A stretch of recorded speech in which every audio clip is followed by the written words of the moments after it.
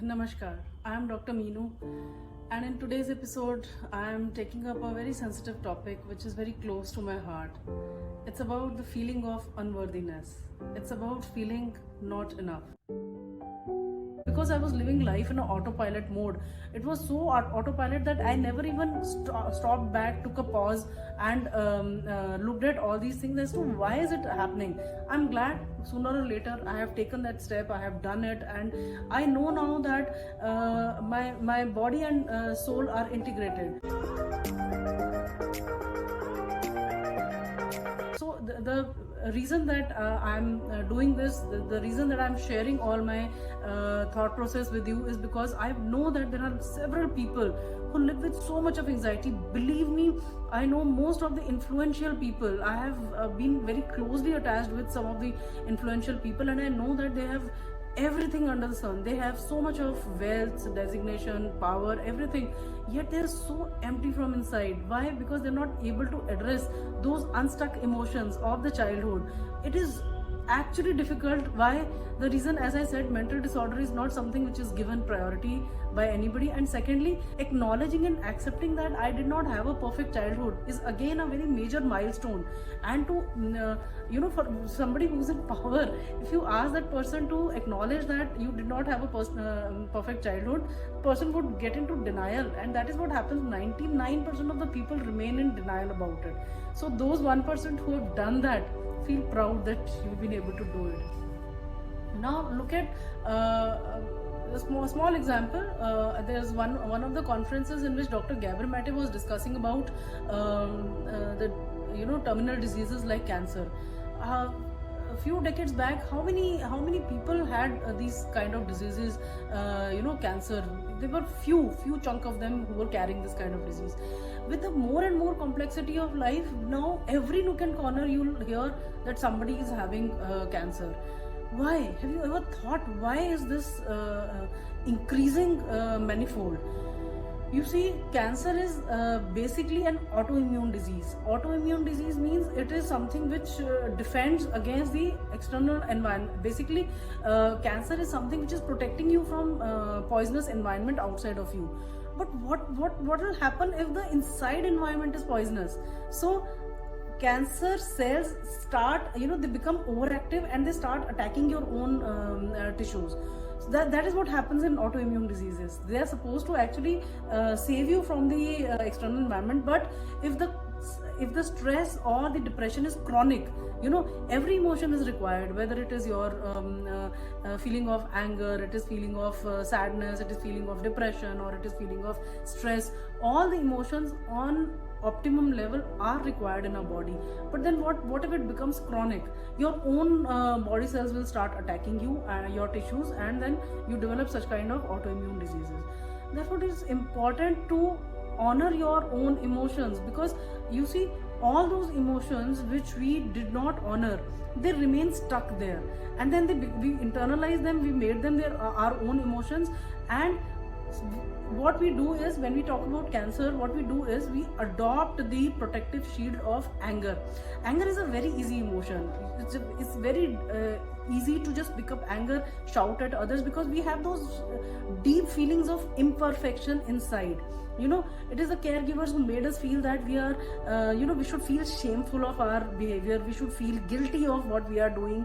We should feel shameful of how we look. We should feel guilty of, our routine and the way we do things. And that is why we adopt protective shield of anger. So anybody who tries to trigger me, anybody who tries to touch upon those wounds which were caused by the caregivers in the initial years, what I'll do is I'll bounce back with anger. And as I said, anger in short quantities and small quantities is good. It is a defensive mechanism. But what happens is, when it becomes a chronic thing, it results into stress, it results into depression, it results into anxiety, and that becomes a root cause of high blood pressure, heart attacks, and as I said, asthma, and even this disease like all these cancer, terminal disease like cancer. So it is important, my friends, to understand that what am I chasing, what am I looking at. You know, as I said, all the marketers and advertisers, they're thriving on your neediness. They know that you have emptiness inside, you have that hollowness inside. If it was nurtured in those initial years, if you were made, imagine now that you were as a child, you were raised with statements like, you are enough, you are beautiful, you are worthy, you're just perfect, you don't need to make any changes in the way you look, in the way you behave. Even if you are spilling milk on the floor, even if you are breaking the window panes of your home, even if you are committing, I would say horrific, horrible things in home, if you're fighting with your brother, sister, what if your parents just came and cuddled you and they just said, you are enough, you are amazing, you have every tool to be successful and navigate through this life.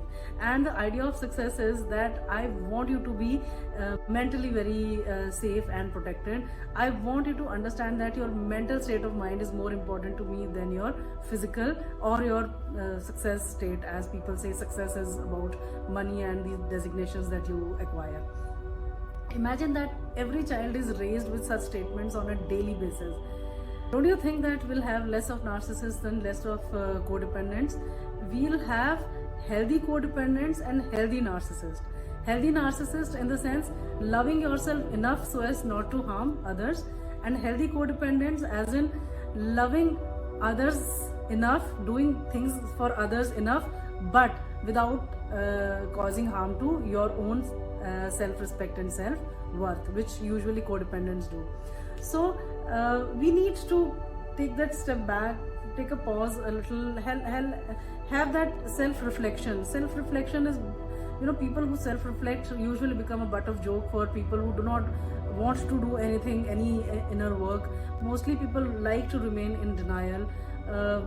But then, of course, if you love yourself enough, and if you see, most of those people who could live beyond 80 years without many mental disorders or without much of physical disorders are the people who actually addressed their own issues, who connected with themselves, who deeply connected with their own souls, accepted and acknowledged that happiness does not lie outside of them. Happiness lies inside of us. You see, if just imagine yourself, if you're stripped of everything that you have, the power, the position, the money, what are you without that? Think of spending 1 month or 2 months completely alone in your within the four walls of your home. What are you? How many people connect with you? And can you live without being connected to others? Are you able to fill your own cup with your own love? The moment you fill that cup, you do not take that half empty cup to others, expecting others to fill that. And others means, others could be job, others could be all those vacations that you are chasing, all those dating apps that you might be chasing, all those good clothes or creams that you're chasing, thinking that something from outside will fill me and make me feel perfect. Think about it, my friends. Tough it is, yes. I always say in my videos, start journaling all those statements which became your own, which you internalized and accepted them as your own statements. Start journaling and see if you can disintegrate from them, if you can reprogram yourself, if you can create a newer version of yourself. Not easy, of course, as I said, especially making others accountable, especially your caregivers accountable for all those things, but it is worth it. It is worth it because you will see a newer version of yours. You will find a different level of confidence in your personality. Without looking outside, you feel so content and happy from inside. It is tough, as I keep saying. Healing is tough, but those compounded layers which we have developed over a year of time, over a period of time, to dismantle them, to peel off those layers, it involves hard work. but that is the only way. That is the only way to look forward and live a positive life without expectations from any outside source, any outside person to satisfy you, to give you that love, which that nurturing which your caregivers could not give. To obviously, we all, as I say, we all are born out of love, and we all deserve love in those initial years, 0 to 10 years, 0 to 8 years, whatever it is. If we did not feel loved, if we felt neglected, if we felt unseen, if we felt invisible, if we got that indifferent attitude from our parents, it is not our fault. It is absolutely not our fault. We are still worthy. We are enough. We are amazing. Every one of us has a amazing quality. We just have to uncover it. So peel off those layers one by one step at a time, and a stage will come where you will reach that pure DNA where you feel perfect, and you do not feel like harming anybody through manipulation and control, or you do not feel like finding validation and approval from others and become a people pleaser. I hope this sensitive issue, which as I said, is very close to my heart. I hope it gives some insight to self-reflect, go within, and do a little bit of work, one step at a time. I'll see you again in the next video. Thank you.